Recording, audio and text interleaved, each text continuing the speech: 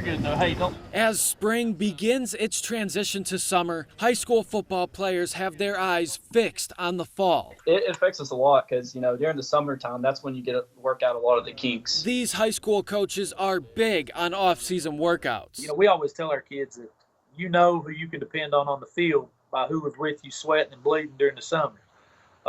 So obviously that's the biggest thing is they're missing out on that time together. But last week, the VHSL canceled all high school summer off-season workouts. It's not great news when you hear it, but I think things are moving in the right direction. The Thomas Walker football team was certainly bummed to hear the news, but these kids are finding unique ways to stay in shape. I've got a kid. He's working at a feed mill, so he's throwing 50-pound bags of feed all day long. And, I got other kids that have taken, big tree limbs and putting cinder blocks on them and making a bench press out of it. Jason Cowden has a less extreme but still effective plan in place. I also have a real good friend of mine. He lives close to here. He comes down here, and he's not the best at throwing a football, but he helps me get through it. He helps me run my routes and stuff. So yeah, I just do anything that I can possibly think of. Jason is a defensive end with a downhill playing style. His speed and athleticism helped him win the All-District Defensive Lineman of the Year award. I used to not be very good at defensive end, especially my freshman year. I tried it out a little bit. Coach put me there sometimes.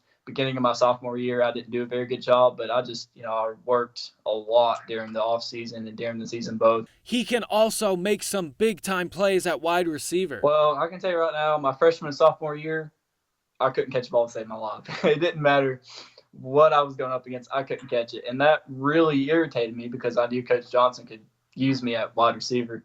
So in between my sophomore and junior year, that summertime, I just worked constantly on catching the football. That's all I done. I was practice running routes, catching, trying to make myself faster. Jason has grown into a leader for the Pioneers. He was voted as a team captain as a junior last year, and he's one of those guys that everybody looks to. And he'll give you every ounce of energy he has when he's on the field. It's never a question. He also carries those qualities off the field, giving to the community through his ROTC program at Thomas Walker and in the Jonesville Rescue Squad. And I'm the battalion medic down there, so I didn't really know a lot about it at the time.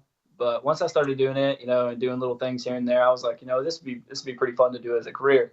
So I applied down there at the rescue squad, and I really enjoy it down there. It's a lot of fun helping people out when you can. Jason isn't ready to give up on his dreams of playing in college, but right now he's focused on just staying safe and getting back to football. I was pretty upset. I was really looking forward to getting back on the field, but we can't really help it. It's better that everybody stays safe than, we risk something happening. So. In Ewing, Virginia, Michael Epps, News Channel 11 Sports.